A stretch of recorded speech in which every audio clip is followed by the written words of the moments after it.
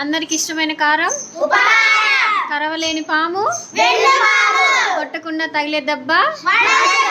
తాగలేని పాలు పూజకు పనికిరాని పత్రి గీయలేని కోణం చెట్లు లేని వనం వెలిగించలేని క్యాండిల్ కోడి వేడి నీళ్ళు తాగితే ఏమవుతుంది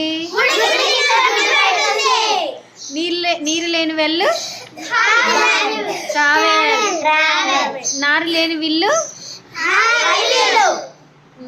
డబ్బులు లేని బ్యాంకు